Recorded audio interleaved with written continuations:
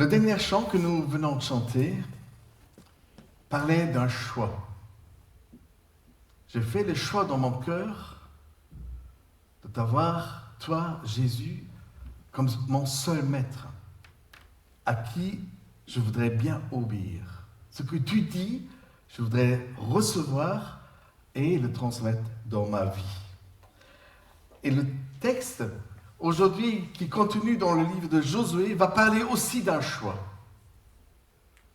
Un choix qui va déterminer qu'est-ce que sera l'avenir de ce peuple qui se cherche un pays, une destinée, où je vais arriver dans ma vie, où je veux arriver dans ma vie. Est-ce que vous êtes déjà posé les questions, vous les jeunes, hein? Qu'est-ce que je voudrais devenir un jour? Qu'est-ce que j'espère que je devienne? Qu'est-ce que j'espère que soit ma situation de vie? Qu'est-ce que je voudrais vivre? Faire des choix motivés par l'espérance. Il y a des choix qui sont faits par obligation. Tu es devant une situation et tu le veux ou tu ne le veux pas, un choix t'est demandé. Presque tu le regrettes que tu dois faire un choix. Mais il y a aussi d'autres choix dans lesquels tu te projettes de ce qui sera ton espérance et ton avenir. Et cela, nous allons voir aujourd'hui. J'ai préparé 4 tableaux avec des textes tirés de 2 chapitres du livre de Josué. Donc c'est un extrait pour vous montrer un peu de quoi il s'agit. Et vous allez voir, ça va finir avec une note ouverte. Qui voudrait nous lire les tableaux? On peut aussi se passer le micro entre les tableaux. Bernard, merci. Bon choix.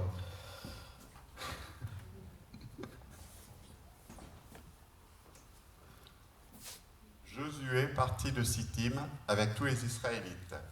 Ils arrivèrent au Jourdain et passèrent la nuit là avant de le traverser. Au bout de 3 jours, les officiers parcoururent le champ et donnèrent cet ordre au peuple. Lorsque vous verrez les prêtres, les Lévites, porter l'arche de l'alliance de l'Éternel, votre Dieu, vous partirez de l'endroit où vous êtes et vous la suivrez. Mais il y aura entre vous et elle une distance d'environ 1 kilomètre. N'en approchez pas. Elle vous montrera le chemin que vous devez suivre, car vous n'êtes pas encore passé par ce chemin. Josué dit au peuple, « Consacrez-vous, car demain l'Éternel accomplira des merveilles au milieu de vous. » Dès que les prêtres qui portèrent l'arche de l'Éternel, le Seigneur de toute la terre, poseront la plante des pieds dans l'eau du Jourdain, l'eau du Jourdain qui descend s'arrêtera comme s'il y avait une digue. Le peuple sortit de ses tentes pour passer le Jourdain, et les prêtres qui portaient l'arche de l'Alliance marchèrent devant le peuple. Quand les prêtres qui portaient l'arche furent arrivés au Jourdain, et que leurs pieds se furent mouillés au bord de l'eau, le Jourdain déborde par-dessus de toutes ses rives durant tout le temps de la moisson. L'eau qui descend s'arrêta et s'accumula à une très grande distance près de la ville d'Adam. Prenez 12 hommes parmi le peuple, un de chaque tribu. Donnez-leur cet ordre. Retirez d'ici, du milieu du Jourdain, là où les prêtres se sont arrêtés de pied ferme, 12 pierres que vous emporterez avec vous et que vous déposerez à l'endroit où vous passerez cette nuit. Il leur dit, « Passez devant l'arche de l'Éternel, votre Dieu, au milieu du Jourdain, et que chacun de vous charge une pierre sur son épaule, selon le nombre des tribus d'Israélites, afin que cela soit un signe au milieu de vous. Lorsque vos enfants demanderont un jour « Que signifient pour vous ces pierres ?» vous leur direz. Point de suspension. vous leur direz. Faire des choix motivés par notre espérance. Quand le peuple d'Israël est sorti de l'esclavage en Égypte, c'était la mer Rouge qui barrait le chemin. Et maintenant, c'est ce fleuve débordé en ce temps de moisson qui ferme à présent l'avancement vers ce qu'on espère. Le pays promis. Encore une barrière. Ils sont déjà passés par une autre.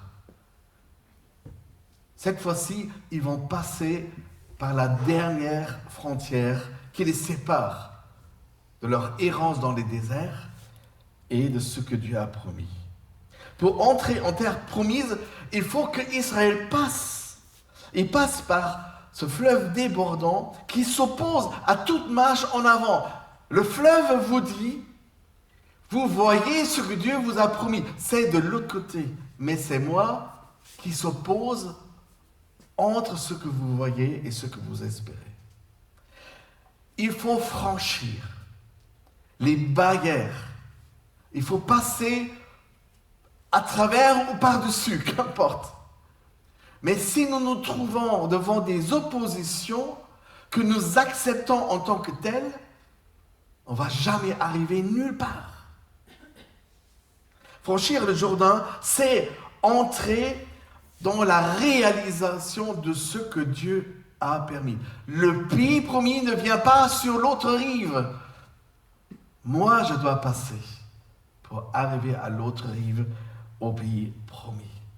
C'est entrer dans la terre où coulait le lait et le miel, dit-on. La terre où Dieu a dit, je vais habiter avec vous cette terre. Elle vous est promise. Nous allons y habiter ensemble. Et vous allez voir, sur cette terre, je vous ai préparé des bénédictions à vivre. Donc Israël est face à un choix. Soit entrer en traversant ce fleuve, entrer dans la terre que Dieu a promise, ou de rester dans le désert. On pourrait dire, au moins on connaît ce qu'est le désert. On a erré quand même 40 ans. Mais qui voudrait rester dans le désert? Si sur l'autre côté du Jourdain se trouve un pays qui m'est promis. Portant dans leur cœur les témoignages encourageants et motivants de ceux qui ont été là en éclaireur. Vous vous rappelez des espions et l'histoire de Rahab que nous avons vue? Il disait, nous allons conquérir ce pays. Le témoignage que Dieu est avec nous et nous devance les fait trembler. Ce pays est pour nous, en plus, Dieu nous a fait la promesse. Ils portent dans leur cœur les promesses faites de Dieu lui-même qu'ils posséderaient le pays. Est-ce que tu sais, est-ce que tu as déjà reçu des promesses par la parole de Dieu ou par ce que Dieu t'a communiqué?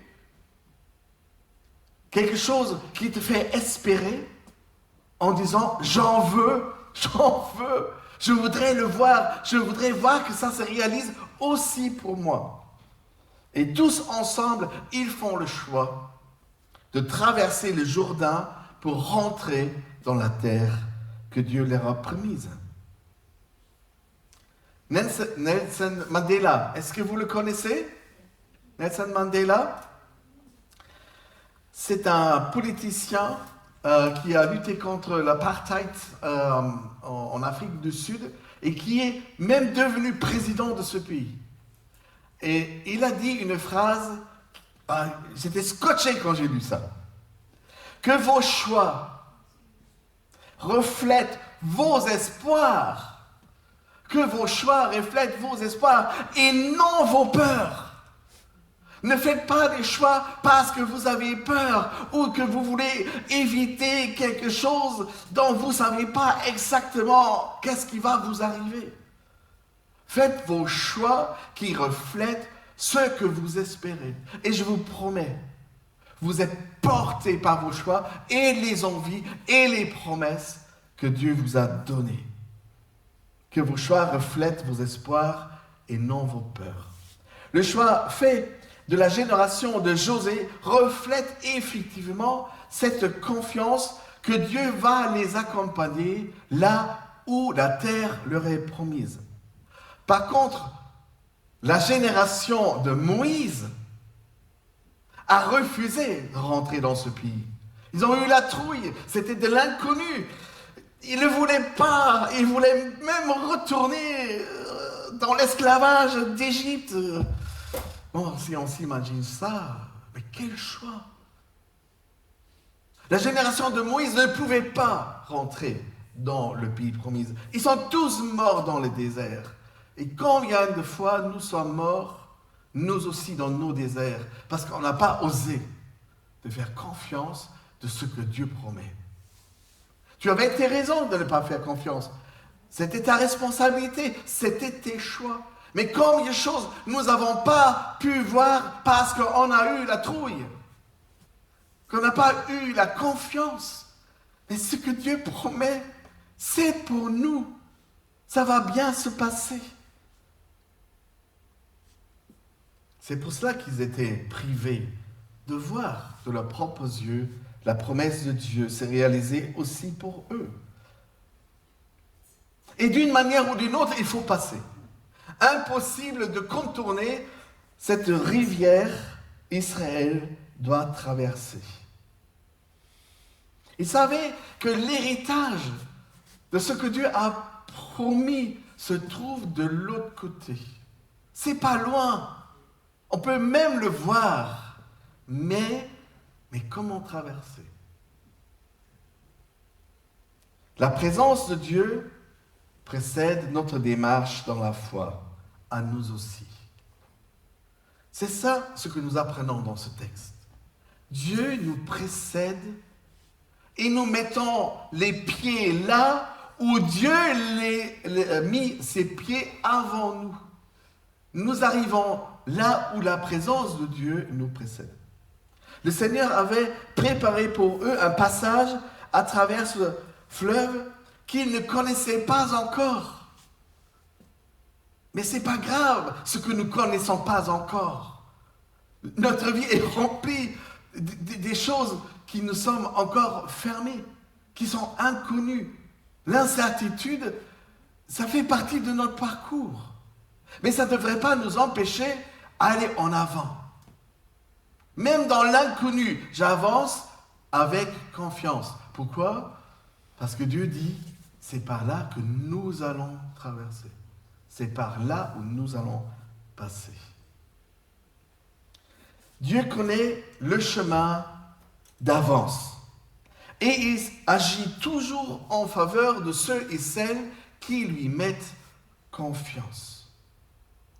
De la part du guide suprême, le conducteur du peuple Josué, lui, reçoit donc l'ordre de sa part.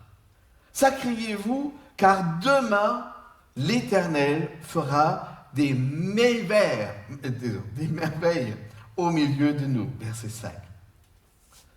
L'attente de cette préparation dure quand même 3 jours, afin que le peuple soit entièrement sanctifié et se confie entièrement à Dieu. J'ai bien aimé qu'après cet ordre que Dieu donne, il fallait quand même 3 jours encore jusqu'à qu'on passe à l'action. Est-ce que vous êtes toujours prêts à obéir tout de suite, sans condition, en toute confiance, parce que vous croyez d'avoir une parole qui vous encourage d'aller dans tel et tel sens?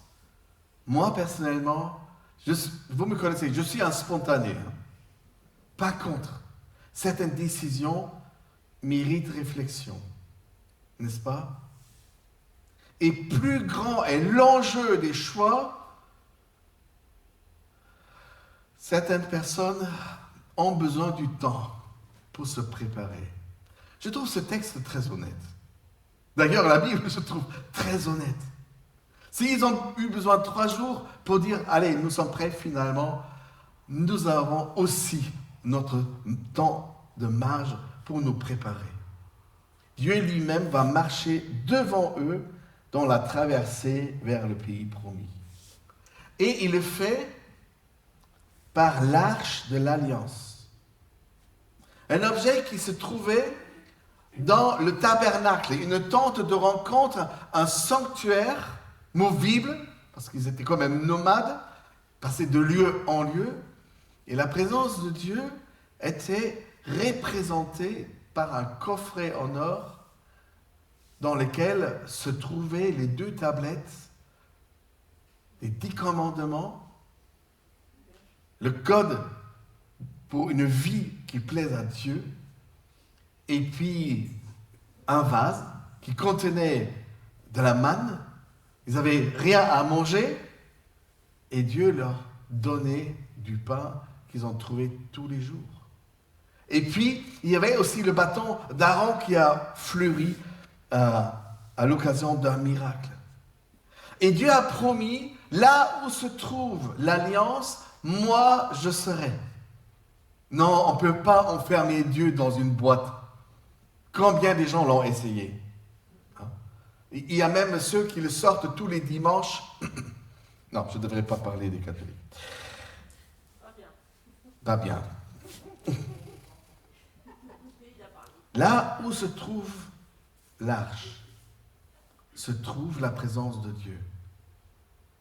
Vous allez porter l'arche de l'alliance devant vous, et ce que vous avez à faire, c'est que de me suivre. Attention, vous gardez quand même une distance à 1 kilomètre.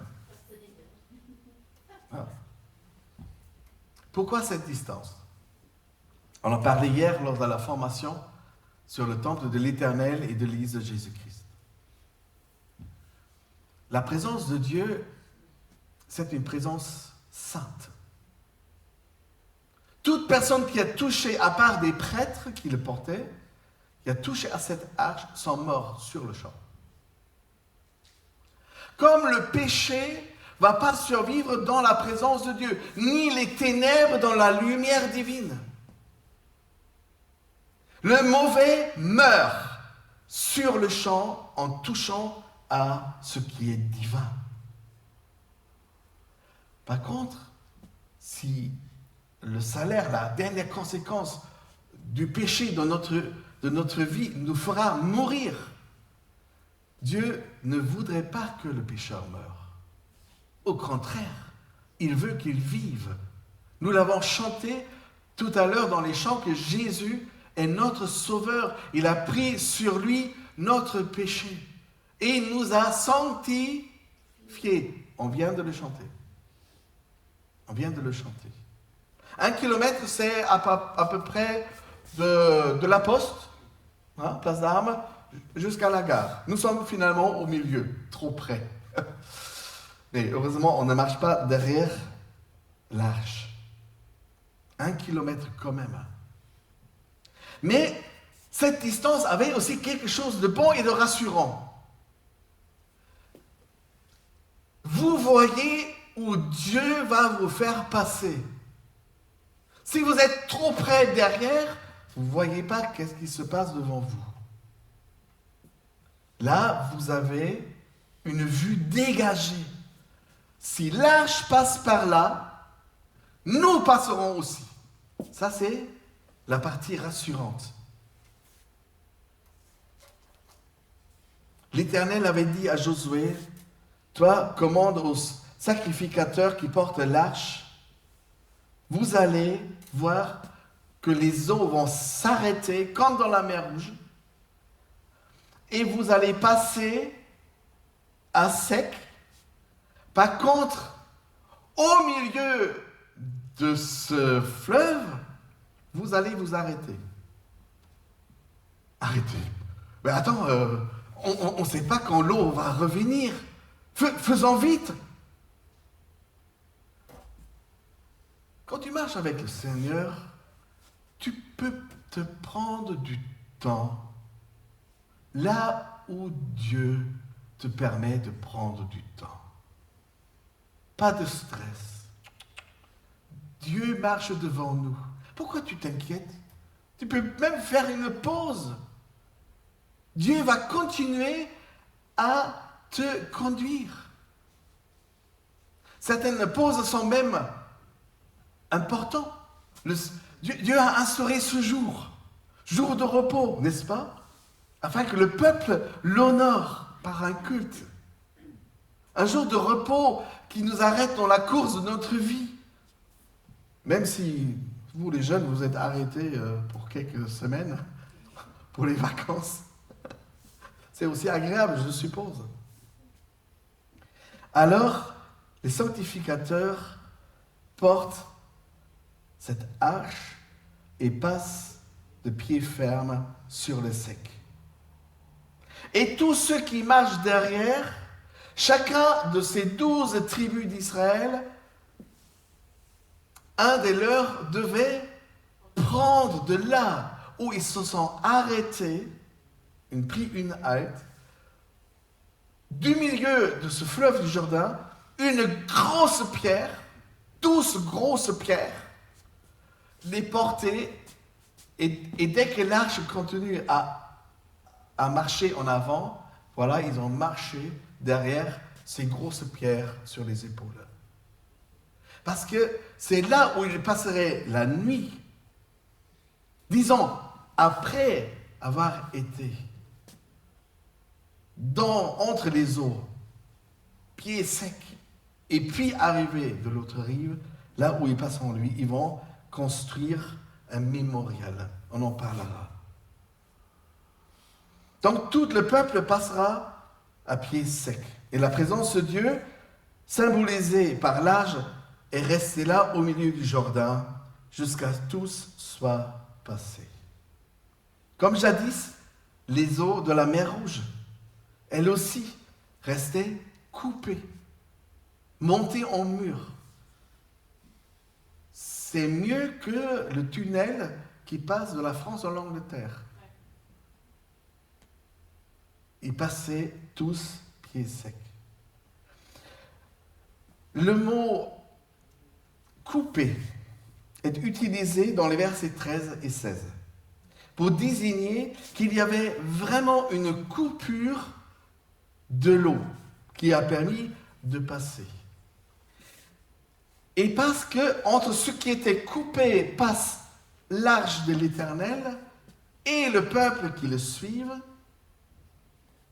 on interprète le mot couper ici aussi comme couper une alliance. Je suppose que cette expression vous est pas familière.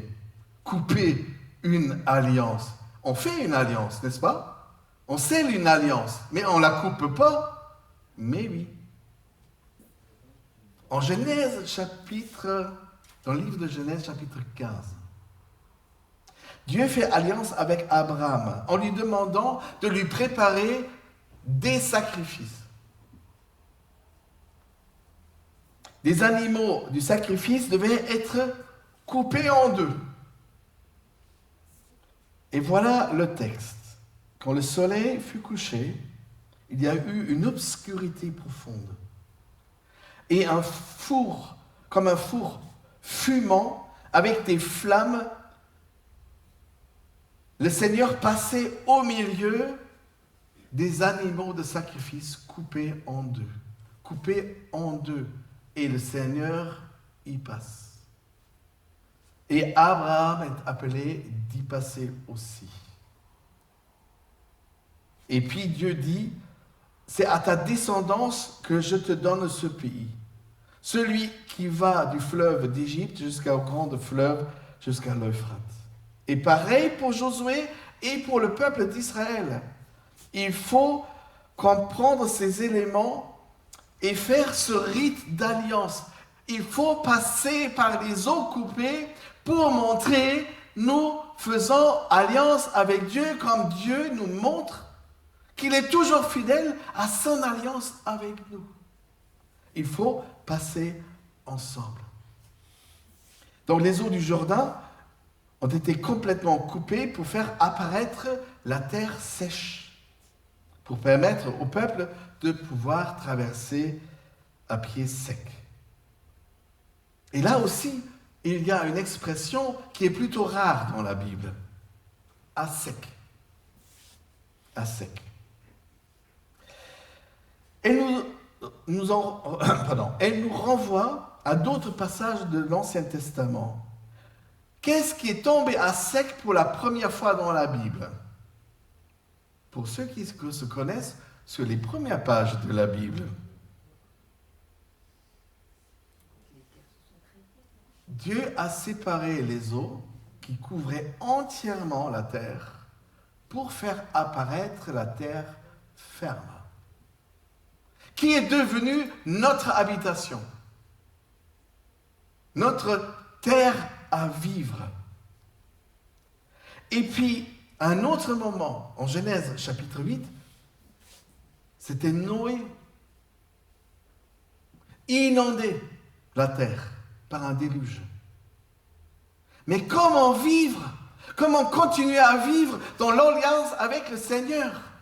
Mais il fallait de nouveau que la terre tomba sec et qu'on pouvait sortir vers une nouvelle terre, vers une nouvelle promesse. Donc le mot à sec, terre à sec, voudrait être un signe de l'espérance. Qu'importe ce que tu dois traverser, Dieu t'a préparé une terre que tu puisses vivre les promesses que Dieu te donne.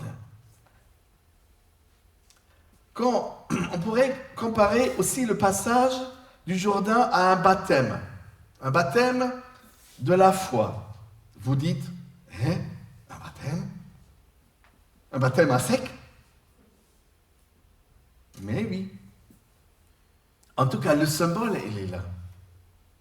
Celui qui a reçu le baptême dans les eaux du Jourdain ou entre les eaux du Jourdain ce jour-là, assistait effectivement à la naissance d'un nouveau temps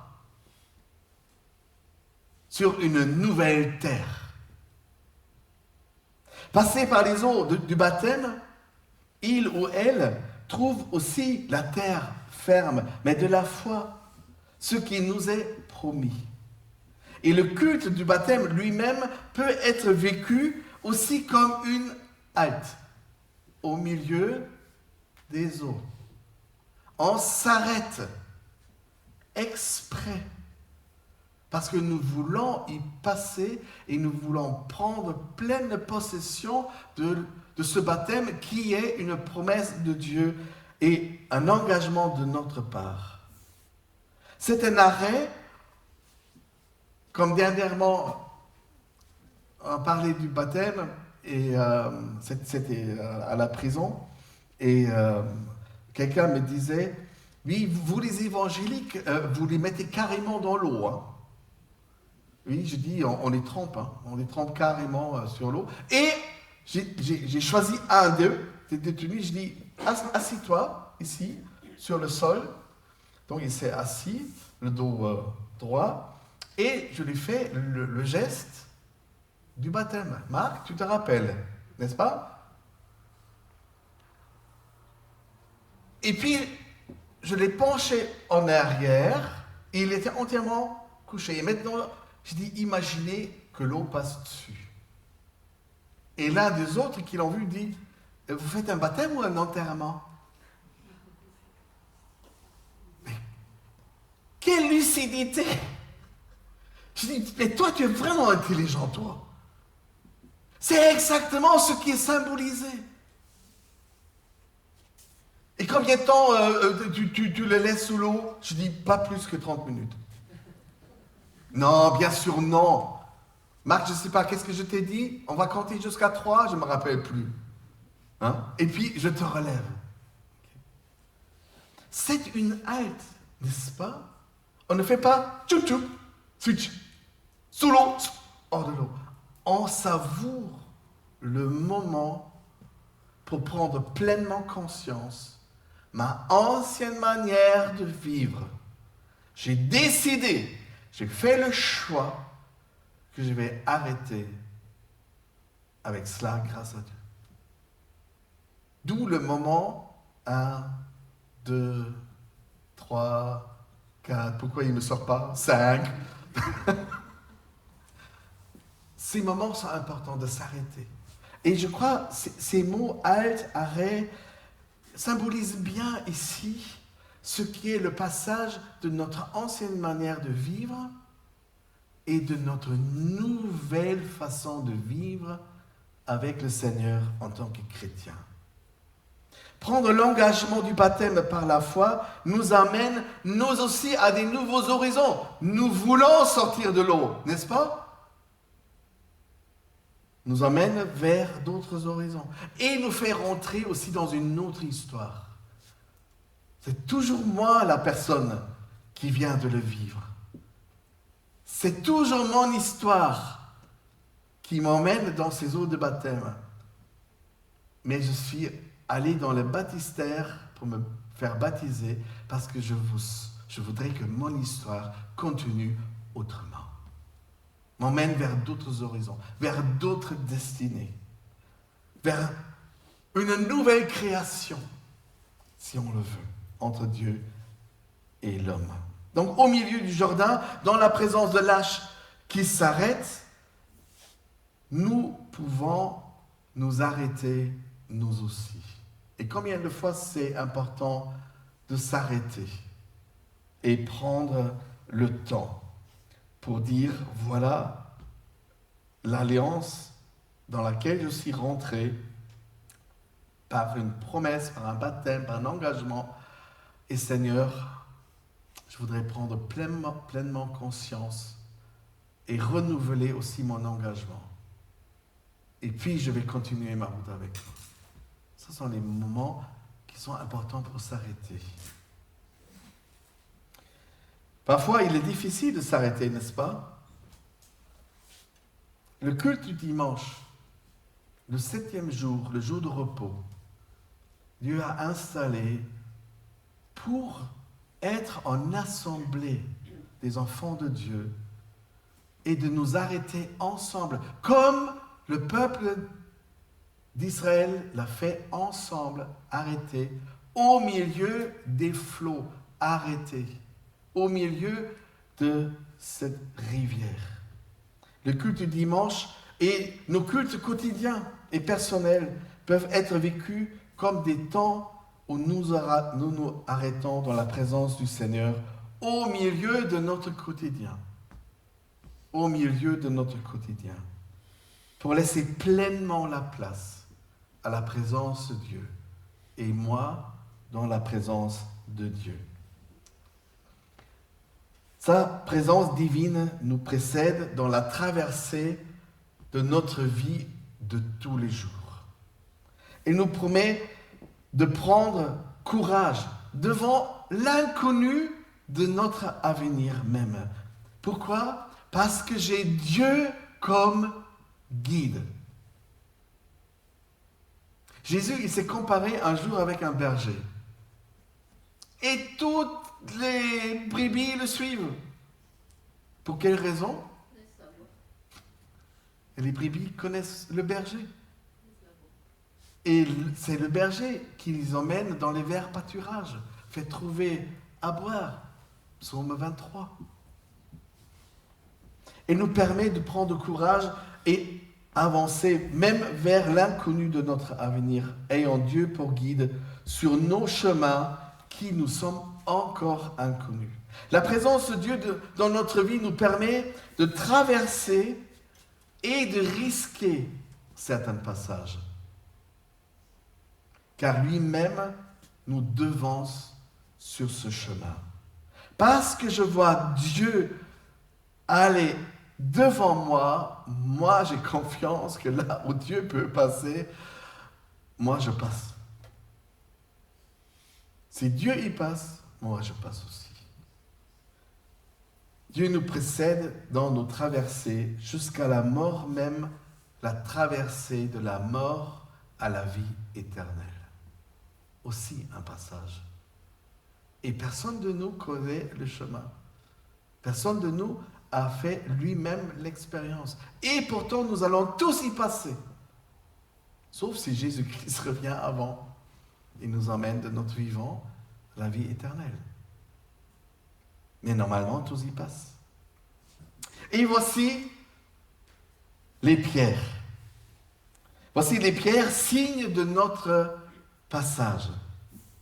Ensemble et en suivant la présence de l'Éternel qui est présent dans l'arche de l'Alliance, entre les eaux coupées du Jourdain, 12 pierres vont être ramassées lors de l'arrêt au milieu du Jourdain.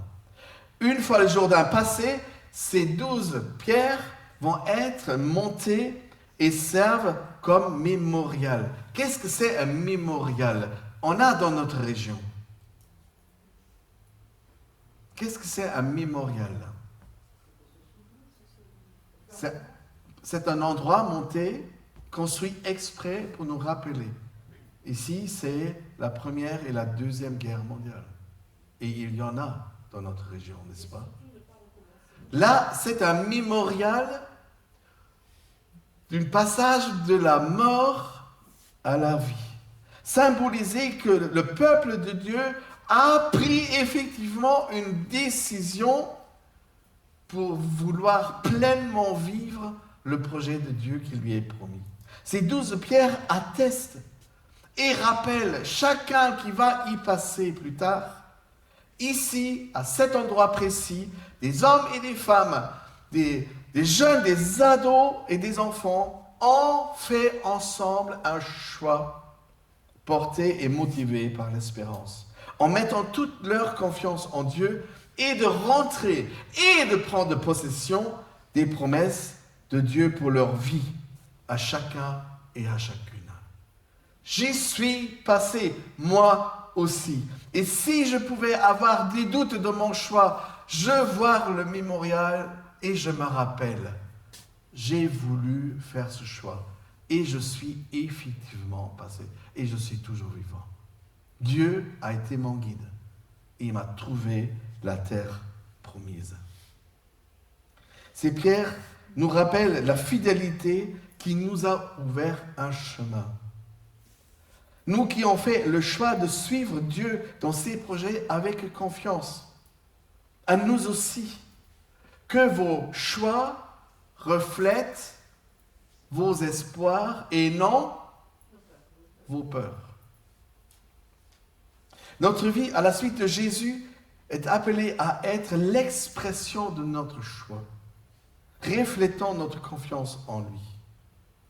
Notre foi en Jésus nous appelle à quitter notre vie quand nous étions encore sans le Saint-Esprit qui nous a guidés, pour passer et faire des choix vers passer à une vie nouvelle, renouvelée par le Saint-Esprit, parce que Dieu a promis, et ça serait la vie nouvelle que j'ai espérée, que je vais aussi trouver.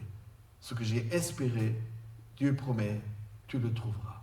Si Dieu te fait espérer, tu verras de tes propres yeux que c'est exactement comme ça que tu le trouveras, parce que c'est la promesse de Dieu. Pour conclusion, à toi de jouer.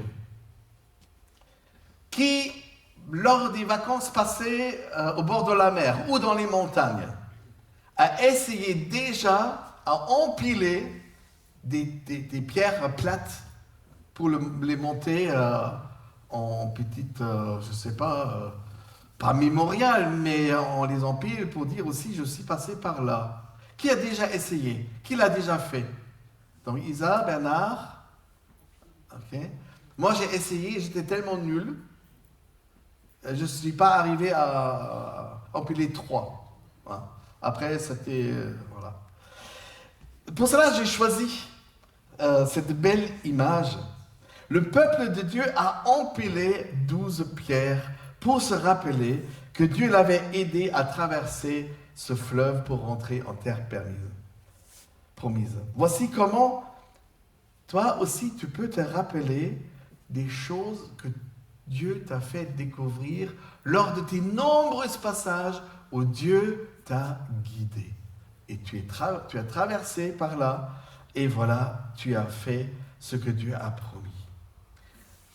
Montre ton propre mémorial en empilant plusieurs pierres plates.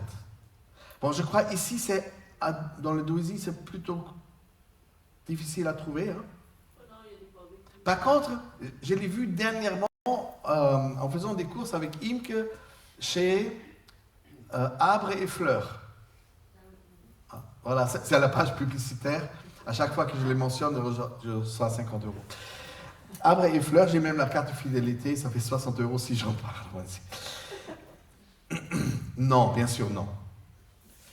Mais chaque fois que je passe devant cette grande boîte où il se trouve souvent des pierres plates blanches, on les met comme décoration dedans ou autour des fleurs.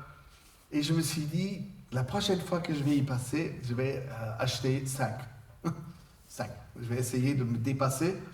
Avec 3, j'arrive, mais jamais au-delà. Et puis, il y a aussi une autre idée que je voudrais vous présenter. Et c'est dans ma chaussette. Vous allez voir. Ah, ça sort de la machine à laver. Pourquoi pas prendre un fil et des perles, grosses ou petites, l'essentiel qu'il y ait un trou au milieu. Okay. Et puis vous allez vous rappeler où je suis déjà passé et j'ai fait confiance dans le Seigneur. Qu'est-ce que sont les prières que je lui ai adressées et dans sa bonté, Dieu, il m'a répondu. Vous savez, moi, je ne devais pas arriver à 60 ans pour oublier. J'ai commencé beaucoup plus tôt. Okay. Donc c'est bien d'avoir des choses qui nous rappellent, des mémorials, comme un fil sur lequel tu mets des perles et à chaque fois que tu vois que Dieu t'a encouragé de faire un pas dans la foi, fais de bons choix, voilà. Tu te fais un collier.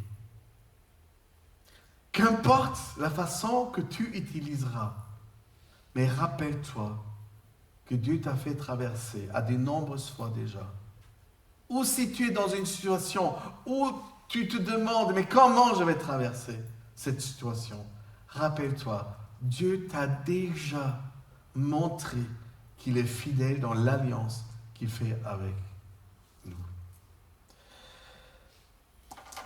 Faisons des choix motivés par ce que nous espérons et mettons toute notre confiance dans le Seigneur. Amen.